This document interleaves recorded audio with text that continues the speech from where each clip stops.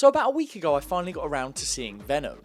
I was not impressed by the first couple of trailers. Everything about this movie felt old. The effects, the jokes, it all felt like something that came out when we had the likes of Ben Affleck as Daredevil, not Batman.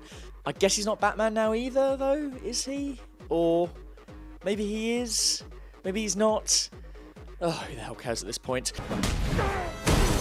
And then when Venom finally hit our screens, I saw that a few people on the internet echoed my sentiments from the trailer. They said it felt like something out of the 2000s, and then something clicked with me. Maybe that could be a good thing. Maybe that could be refreshing even. So rather than take it as a negative, I strapped in and no, it was shit. But not because it felt old school.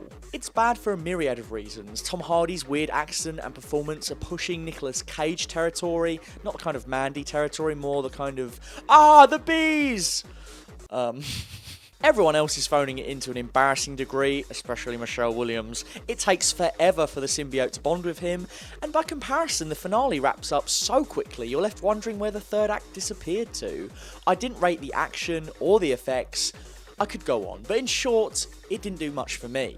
But it did leave me with a real hankering for a very specific era of comic book movies. At the same time, I've been watching Spider-Man 2 a lot for an essay we've got coming up, and I honestly forgot how good it was. And whilst these movies sit at the opposite end of the scale in terms of quality for me, there's aspects to them that I feel have been missing from comic book movies as of late. You look at movies like Blade, Spider-Man, Spider-Man 2, the first couple of X-Men movies. They're lore light. They're set in a world with few comic book elements outside of the heroes and villains of the stories. In the case of the non-team-ups, this usually boils down to exactly one hero and one villain. The cities they're trying to save often have a distinct feeling to them, and we get to see some of the people that make these locations tick. Venom does this too, albeit badly. I miss the style of comic book movies that graced the early 2000s, and I guess also the late 90s too.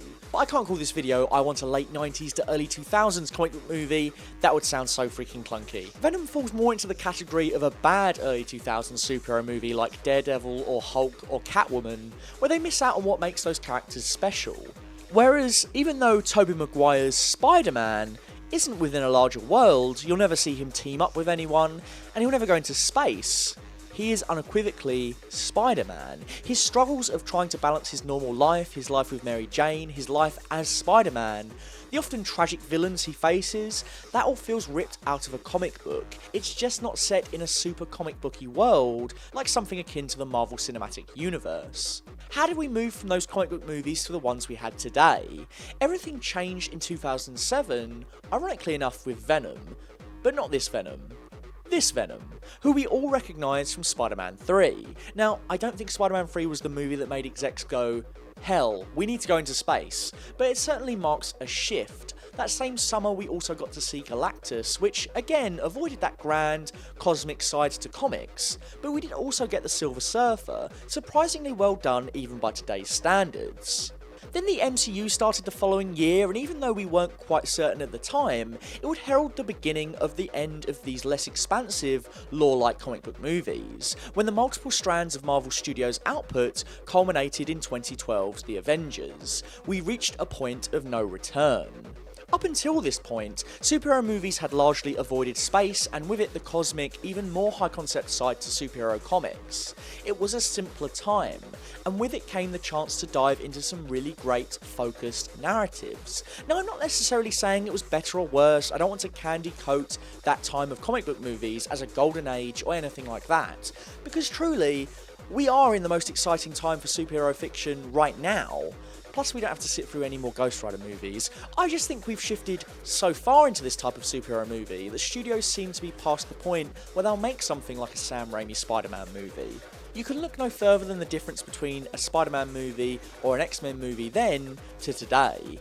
As I said, a Spider-Man movie would consist of the hero at odds with exactly one villain and whatever was plaguing him internally. There would be a simple journey where the movie would illuminate what it means to be Spider-Man, to be a hero, and along the way we'd get 2 or 3 inventive action set pieces. Now you've got Spider-Man, guest starring Iron Man, you've got references to every other superhero imaginable, a backdoor introduction to a second Spider-Man down the line, and 3 villains. X-Men was once about a group of cast-out individuals in a world similar to our own. Now it's a series about time travel, ancient godlike mutants, and next year, aliens. I'm not saying this is good or bad, it's just different. We're living in a different age of comic book movie. It's a natural step up into a different kind of storytelling, and that's fine, but looking to the future, why not go back and give us something a little more stripped? Give us an early 2000s comic book movie. Don't push the wider universe forward, don't reference anything else, no guest stars, one hero, one villain. It might be a fun little throwback. There will always be time for these huge, high-concept, epic team-ups, but I'm struggling to see room for a Sam Raimi superhero fairy tale, and that makes me sad.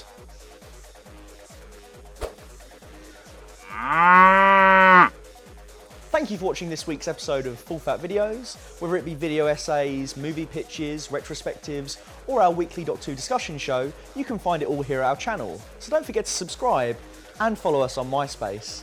I mean Twitter.